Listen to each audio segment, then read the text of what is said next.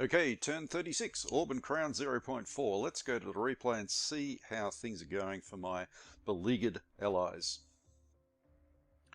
The ship sinkers of the Vikings continue to pound my ships, so I'm going to have to move them away from the coast a bit. As I said last turn, I anticipate this veteran unit, elite unit, to be dealt with. Huh. See those fanatics? They're so annoying.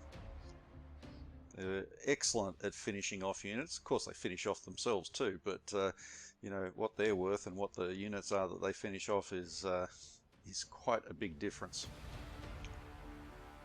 Continuing attacks against my resources, also acting as U-2 spy planes. And Libeslavia looks like it's about to meet its end.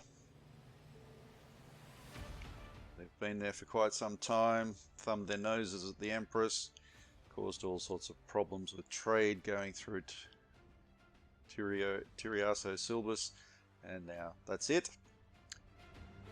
Back into the gladiator schools and the Colosseums. Still raining in Angford, and at least finally a new ally has joined me.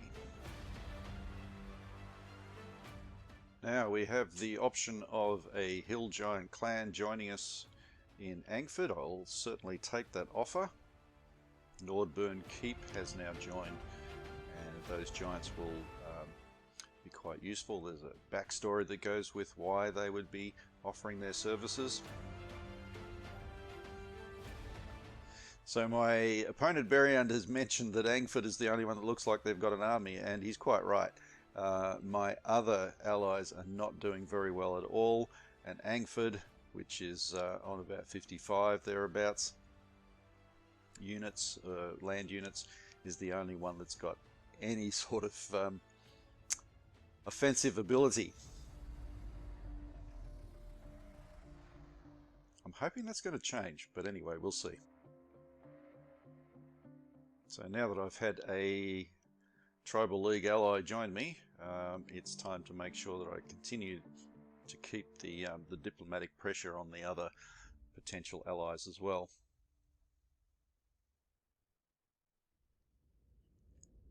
The Angford defense continues to build. Now I'm going to try and make sure that they're ready when the weather clears, as it will fairly soon.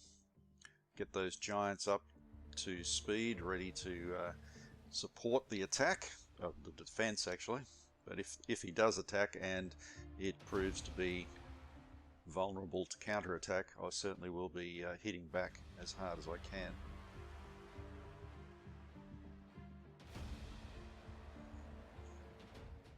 So down in Guatenheim, my specialists are now, my special units are now able to do quite a bit of damage, routing one unit straight away just by themselves. Now remember that what makes up a specialist unit is adventurers and high-level clerics and high-level magic users and that sort of thing. So they are intended to be powerful. That's why there's not very many of them that you can actually purchase.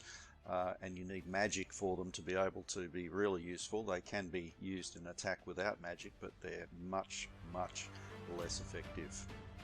So now they're becoming more effective, and I'm kind of running out of units.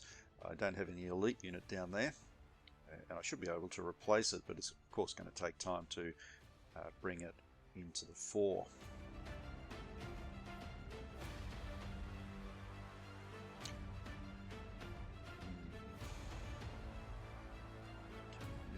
Position here.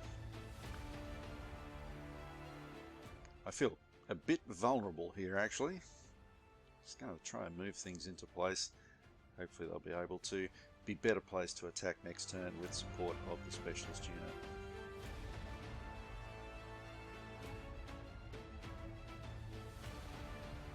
A little bit of air support as well.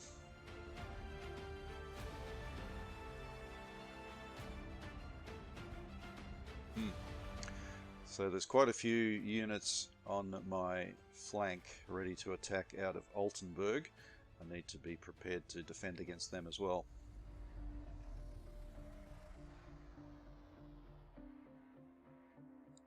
addition of Cardia to the Tribal League allies will be quite useful, of course, with the extra gold pieces that they provide and the units as well. It has taken a long time. We are up to the end of 2401. So looking at the map, another turn without a lot of offensive activity and attacks, but I'm sure they're coming once we're in the 11th month, which is heading into winter, so it may or may not come soon. But I'm going to continue to upgrade my Danevirk forces as much as I can. Hopefully, at some stage they'll be able to participate in the conflict on the land and on the sea. So I need to be ready for that. And Angford continues to look really, really tough, but that could just be an illusion. End of the turn, and we have the Pirate Kingdom joining the adversaries. Trade routes continue to be intercepted. Ang-Nord has now got volley, that's good, it'll make its ships better. And the Tribal League gets sea fighting, which will help them too. That's the balance sheet, so thank you for watching. I will see you next turn.